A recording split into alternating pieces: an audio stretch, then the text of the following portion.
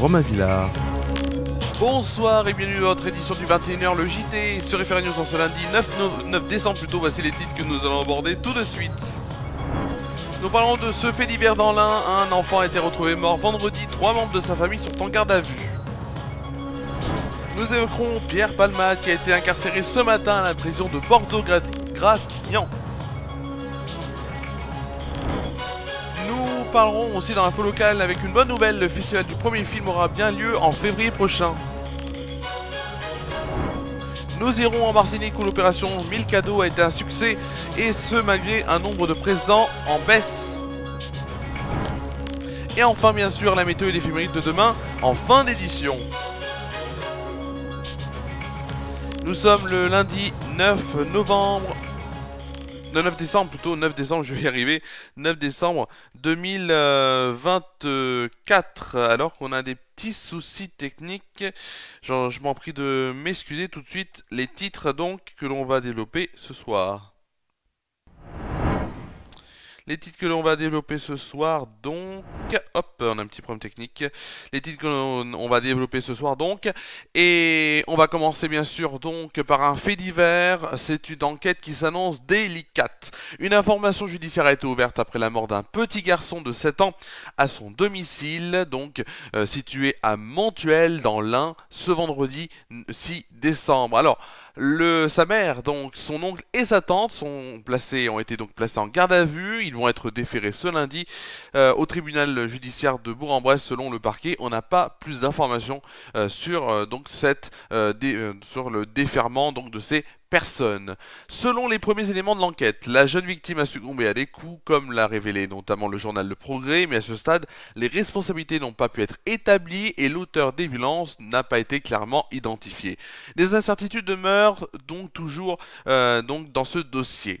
L'enjeu de l'information judiciaire sera de déterminer ses responsabilités. Elle est ouverte donc des chefs de violence sur un mineur de 15 ans ayant entraîné la mort sans intention de la donner par un ascendant ou une personne ayant autorité sur la victime et pour non-assistance à un mineur de 15 ans en danger et dénonciation mensongère à une autorité judiciaire ou administrative entraînant donc des recherches inutiles.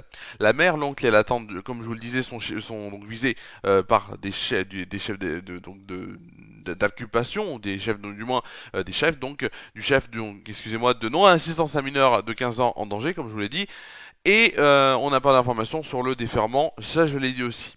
Un juge des enfants, et ça je l'ai pas dit, un juge des enfants sur signalement du parquet a par ailleurs prononcé une ordonnance de placement provisoire pour les deux frères de la victime présents au moment du drame.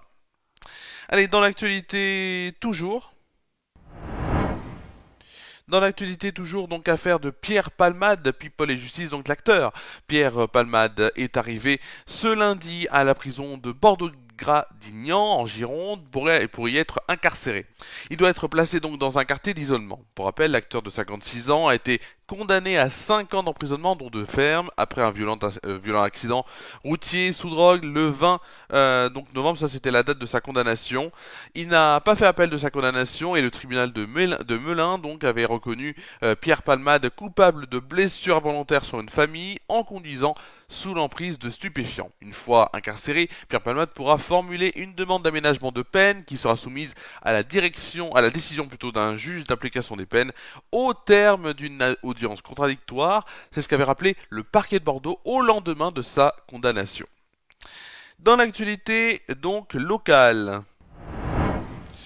Dans l'actualité locale, c'est une très belle nouvelle culturelle que l'on a appris il y a quelques jours. En octobre, vous le savez, les inondations ayant touché le centre-ville d'Annonay et notamment aussi le cinéma Les Nacelles, l'incertitude de la population sur la prochaine édition du festival du premier film était de mise jusqu'il y a quelques jours.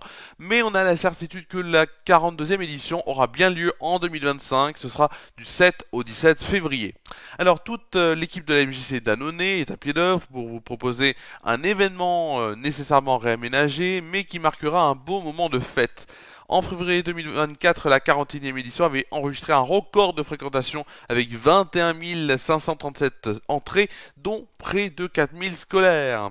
Alors de ce que l'on sait pour cette édition qui arrive donc en 2025, on espère ainsi un retour massif du public dans les salles obscures. Les films seront projetés au théâtre, à la salle des fêtes et à la presqu'île.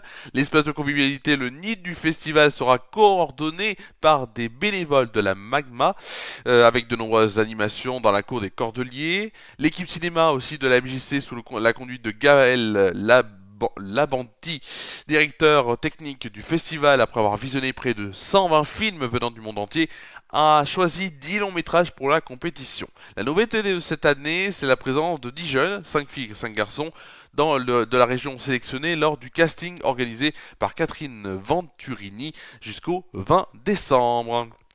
Direction maintenant la Martinique. Direction maintenant la Martinique donc, où la 48e édition de l'opération 1000 cadeaux était organisée du vendredi 6 au dimanche 8 décembre, donc le week-end dernier, et s'est conclue sur un bilan contrasté. Vous allez me dire pourquoi. Si la solidarité est toujours présente en Martinique, et ça c'est bien, le nombre de jouets collectés est en recul cette année. Cette année, les organisateurs doivent répondre à 4500 demandes individuelles et honorer 130 listes d'associations partenaires. Un défi de taille pour eux que les bénévoles relèvent avec détermination. Face au nombre important de jouets nécessaires, les dons financiers jouent également un rôle crucial, on le sait, pour compléter les listes.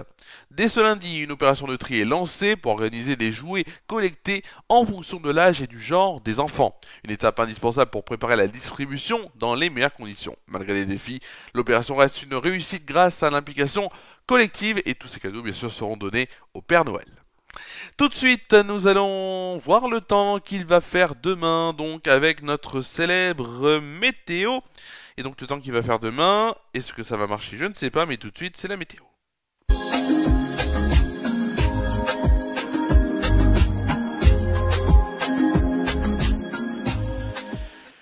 Je suis en tout cas déçu de ces problèmes techniques, en tout cas je suis même désolé de ces problèmes techniques qui a l'air d'être des fois en tout cas de mise. Mais en tout cas, on va tout de suite continuer cette édition avec la météo comme d'habitude, donc d'habitude sur ton nom en ce moment, ou du moins pas comme d'habitude, mais il y aura des éclaircies, je peux vous le dire, et ouf, en youpi comme on peut dire, des éclaircies le matin comme l'après-midi, les températures sont en moyenne de 3 degrés le matin, 5 degrés l'après-midi et un pic à 6 degrés. Il fait un petit peu frisqué, mais en même temps on est en décembre.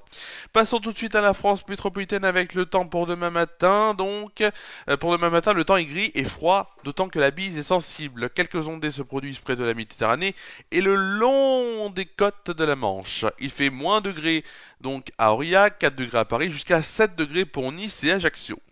Le temps pour demain après-midi, donc, avec un maintien d'un temps gris ou très nuageux et froid à cause de la bise, je vais y arriver, toujours aussi sensible. Les éclaircies s'imposent près de la Méditerranée, malgré quelques averses en Corse. Il fait froid avec 4 degrés à Dijon, 5 degrés à Toulouse, 6 degrés à Rouen, 8 degrés à Perpignan et 13 degrés pour Nice. Mais en même temps, c'est normal qu'il fasse froid puisqu'on est en hiver. Donc je tenais à le rappeler et il faut notamment qu'il fasse un peu froid bien sûr, donc pour que ça rééquilibre un peu les choses même si c'est très mal parti. Nous célébrerons la journée des droits de l'homme et nous fêterons demain les saints Romaric et Romary. Le soleil se lèvera à 8h07 et se couchera à 16h59, nous perdrons ainsi une minute de soleil. Et le dicton pour demain, décembre prend, il ne rend. C'est la fin de cette météo.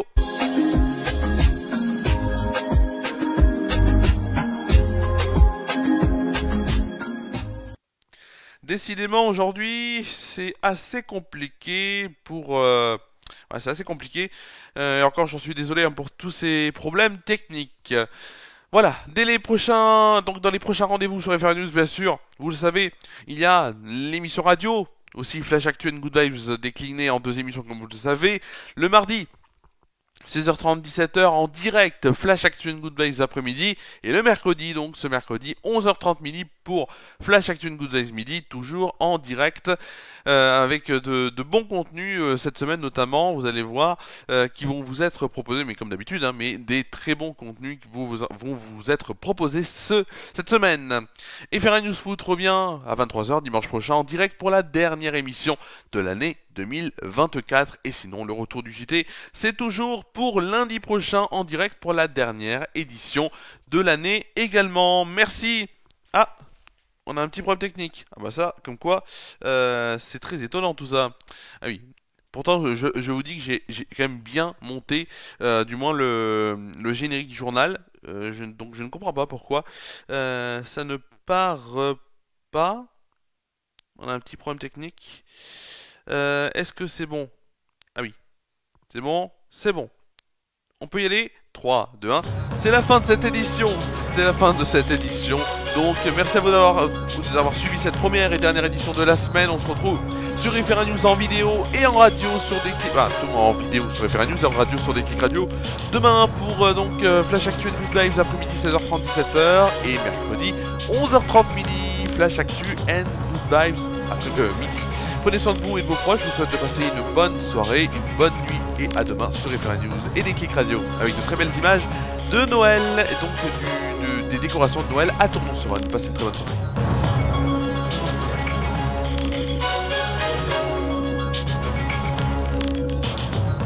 Cette émission a été présentée et préparée par Romain Villard. Cette édition est à retrouver sur les chaînes Facebook et YouTube d'Efera News.